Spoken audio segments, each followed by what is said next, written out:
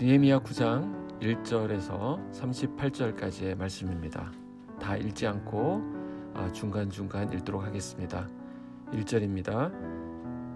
그달 29날에 이스라엘 자손이 다 모여 금식하며 굵은 베옷을 입고 티끌을 무릅쓰며 모든 이방 사람들과 절교하고 서서 자기의 죄와 조상들의 허물을 자복하고 이날의 낮 4분의 1은 그 자리에 서서 그들의 하나님 여호와의 율법책을 낭독하고 낮 4분의 1은 죄를 자복하며 그들의 하나님 여호와께 경배하는데 레위 사람 예수아와 바니와 감미엘과 스바냐와 분니와 세레바와 바니와 그나니는 단에 올라서서 큰 소리로 그들의 하나님 여호와께 부르짖고 또 레위 사람 예수아와 감미엘과 바니와 하삼느야와 세레바와 호디야와 스바냐와 부다히야는 이르기를 너희 무리는 마땅히 일어나 영원부터 영원까지 계신 너희 하나님 여호와를 송축할지어다. 주여 주의 영화로운 이름을 송축하올 것은 주의 이름이 존귀하여 모든 송축이나 찬양에서 뛰어남이니이다. 오직 주는 여호와시라. 하늘과 하늘들의 하늘과 이루할 성신과 땅 위의 만물과 바다와 그 가운데 모든 것을 지으시고 다 보존하시오니 모든 천군이 주께 경배하나이다. 32절로 넘어갑니다. 우리 하나님이여 광대하시고 능하시고 두려우시며 언약과 인자하심을 지키시는 하나님이여 우리와 우리 왕들과 방백들과 제사장들과 선지자들과 조상들과 주의 모든 백성이 아수르 왕들의 때로부터 오늘까지 당한 모든 환난을 이제 작게 여기지 마옵소서. 그러나 우리가 당한 모든 일에 주는 공의로우시니 우리는 악을 행하였사오나 주께서는 진실하게 행하셨음이니이다. 우리 왕들과 방백들과 제사장들과 조상들이 주의 율법을 지키지 아니하며 주의 명령과 주께서 그들에게 경계하신 말씀을 순종하지 아니하고 그들이 그 나라와 주께서 그들에게 베푸신 큰 복과 자기 앞에 주신 넓고 기름진 땅을 누리면서도 주를 섬기지 아니하며 악행을 그치지 아니하였으므로 우리가 오늘날 종이 되었는데 곧 주께서 우리 조상들에게 주사 그것의 열매를 먹고 그것의 아름다운 소산을 누리게 하신 땅에서 우리가 종이 되었나이다. 우리의 죄로 말미암아 주께서 우리 위에 세우신 이방 왕들이 이 땅에 많은 소산을 얻고 그들이 우리의 몸과 가축을 임의로 관할하오니 우리의 곤란이 심하오며 우리가 이 모든 일로 말미암아 이제 견고한 언약을 세워 기록하고 우리의 방백들과 레위 사람들과 제사장들이 다 임봉하나이다 하였느니라.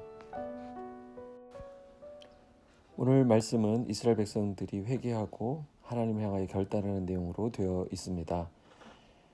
9장 전체적으로 보면 국가적인 죄를 고백하면서 하나님의 은혜를 간구하는 백성들의 기도가 기록되어 있습니다. 앞에 8장에 초막절을 마친 이스라엘 백성들은 다시 모여서 회개 운동을 벌입니다. 이번에 보니까 레위 사람들의 주관 아래 공동체 전체가 금식하면서 굵은 베옷을 입고 티끌을 무릅쓰면서 자기들의 죄뿐만 아니라 조상들의 허물을 하나님 앞에 자복하고 하나님을 예배하는 시간을 갖습니다. 그들은 창조주 하나님을 송축하고요. 아브라함과 맺은 언약, 또 출애굽 사건, 하나님 인도하셨던 여러 가지 일들을 회고하면서 하나님 앞에 언약을 갱신하는 모습을 보여줍니다. 오늘 먼저 살펴보게 되는 것은 말씀 앞에 반응하는 공동체의 모습입니다. 에스라의 율법 낭독으로부터 시작된 말씀 운동은 전체 공동체의 회개 운동으로 이어졌습니다. 이스라엘 백성들은 율법의 말씀을 깨달을수록 자신들이 얼마나 말씀대로 살지 못했는지 절감했고 그 결과 철저한 회개와 자복으로 나아갔습니다. 1절에 보니까 다 모여 금식하며 굵은 베옷을 입고 티끌을 무릅썼다 이렇게 말하고 있고요. 2절에는 모든 이방 사람들과 절교했다 그럽니다. 그리고 자기의 죄와 조상들의 허물을 자복했다 이렇게 얘기합니다. 자, 말씀 앞에 반응하는 공동체의 모습이 1절부터 6절까지 나와 있는데 세 부분으로 또 나눠집니다. 첫 번째는 회개입니다. 1절부터 2절에 회개하는 내용. 베옷을 입고 금식하고 티끌을 무릅쓰고 이방과 절교하고 그리고 죄를 자복하고. 자, 그리고 나서 두 번째로는 예배가 나타납니다. 이 예배의 모습에 어떤 요소들이 들어가는 걸 봤더니 3절에 낮 시간의 4분의 1 가량 한 3시간 정도를 그 자리에 서서 그들이 하나님 여호와 율법책을 낭독했다 그러고요. 또 낮 시간의 4분의 1 정도는 죄를 자복하면서 그들의 하나님 여호와께 경배하였다 그럽니다. 그리고 레위 사람들이 단에 올라서서 큰 소리로 그들의 하나님께 부르짖었다 그럽니다. 예배 요소가 이 안에 들어가 있습니다. 앞에서는 회개를 했고요. 그 다음에는 예배로 이어집니다. 그러나서 어떻게 되느냐? 5절 6절에는 선포합니다. 5절에 보니까 마땅히 하나님만 송축하라. 이것은 하나님 존재 그 자체를 찬양하라는 것이죠. 6절에는 하나님이 이런 일들을 행하셨기 때문에 송축하라 합니다. 이번에는 하나님의 하신 일, 어떤 일입니까? 창조주이시기 때문에 그 창조주이신 하나님을 송축하라 이렇게 말합니다. 말씀 앞에 반응하는 공동체 모습 무엇입니까? 회개와 예배와 선포입니다. 그리고 이제 길게 쭉 이어서 7절에서 31절까지 이 공동체가 은혜를 묵상한다라는 것을 보여줍니다. 은혜를 묵상하는 공동체의 모습. 자, 어떤 은혜를 묵상하느냐? 그게 한 세네 부분으로 나눠지겠네요. 7절부터 12절까지는 그 백성을 구원하시는 은혜입니다. 백성을 구원하신 은혜를 묵상하는데 아브라함을 택하시고 인도하셔서 결국 애굽에 있었는데 애굽에서 고난받는 것을 감찰하셔서 9절 그 또 홍해를 건너게 하셔서 광야로 인도하셨다라는 것, 이 내용이 이 구원의 내용이 7절부터 12절까지 나와 있습니다. 다 이스라엘 백성들이 알고 있는 내용이죠. 그리고 또 중요한 것은 13절부터 14절에는 언약 백성 삼으신 은혜를 기억합니다. 그것을 묵상합니다. 13, 14절, 13절에는 시내산에서 언약을 맺으시고 14절은 거룩한 안식일을 저희에게 알리시고 모세율법을 명하셨다. 이런 내용들이 나옵니다. 언약 백성 삼으신 것이 얼마나 큰 은혜인지 몰라요. 자손이 있고 땅이 있다 하더라도 주권이 없으면 안 되죠. 나라의 3요소가 되지 않겠습니까? 그 백성이 하나님과 언약을 맺은 언약 백성이다. 이 법조문이 있다고 하는 것은 그들의 정체성을 확립시켜 주었습니다. 그 다음에 세 번째로 보게 되는 것은 15절부터 21절까지 광야에서 인도하심에 대해서 묵상하고 있습니다.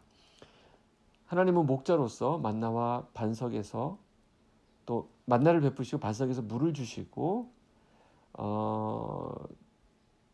광야를 지나는 동안 구름 기둥, 불 기둥 주셔서 21절에 보니까 40년 동안 부족함이 없게 하셨는데 그 옷이 헤어지지 않고 발이 부르트지 않게 하셨다 이렇게 얘기합니다.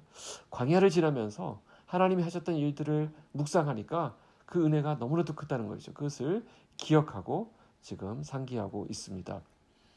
마지막 22절부터 31절까지는 이제 가나안 땅으로 인도하셔서 가나안 땅을 정복하게 하시고 사사시대를 거치는 동안 그들이 불순종하고 또 넘어지고 하지만 그들을 또 도우시고 일으키시고 붙들어 주셨던 내용들이 쭉 소개되어 있습니다.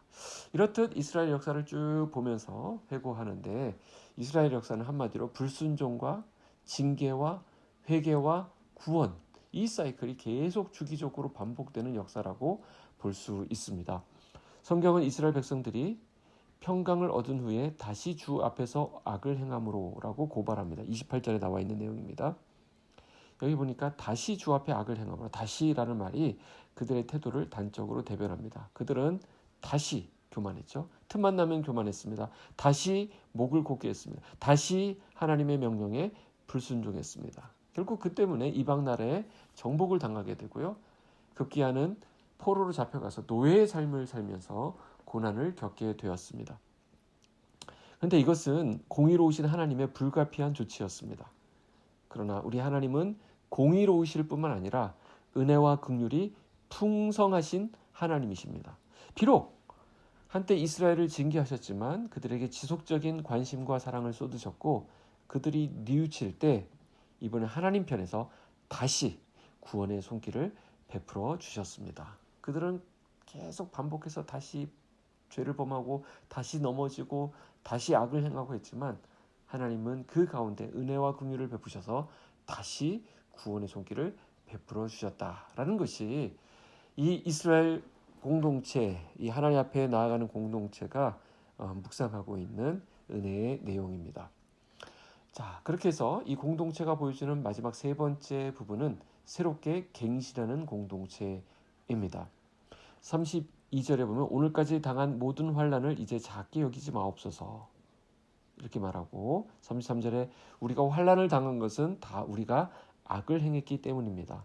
주께서는 진실하게 행하셨습니다 라고 말하고 있습니다. 포로에서 귀환한 백성들이 하나님의 말씀을 읽으며 깨달은 사실들이 이 회개 기도 속에 그대로 녹아 있습니다. 38절에 보니까 우리가 이 모든 일로 말미암아 이제 견고한 언약을 세워 기록하고 우리의 방백들과 레위 사람들과 제사장들이 다 임봉하나이다 그랬습니다.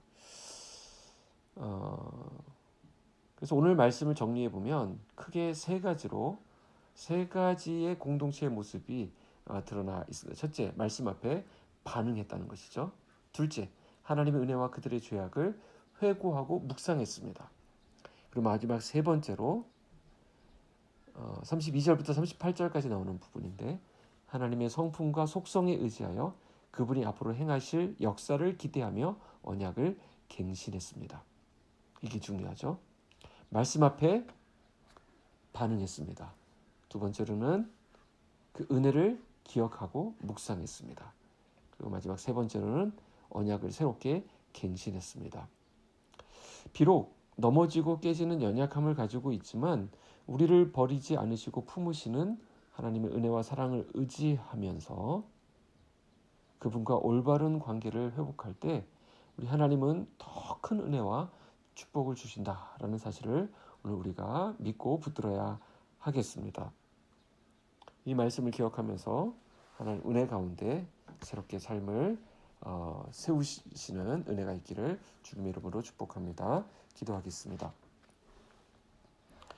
사랑의 하나님 아버지, 우리의 연약함과 배역함과 불순종에도 불구하고 끝까지 우리를 참으시고 끊임없이 용서하시고 은혜를 베풀어 주시는 하나님의 은혜에 감사드립니다. 오늘 우리의 삶도 그렇게 인도하시고 이끌어 주실 줄 믿습니다. 오늘 우리의 한날의 삶 가운데서도 동일한 은혜로 인도하여 주시고 우리가 넘어지지 아니하고 주님과의 약속을 붙잡고 주님 말씀 안에서 흔들리지 아니하고 온전히 설 수 있도록 하나님 붙들어 주시옵소서. 예수님의 이름으로 기도하옵나이다. 아멘.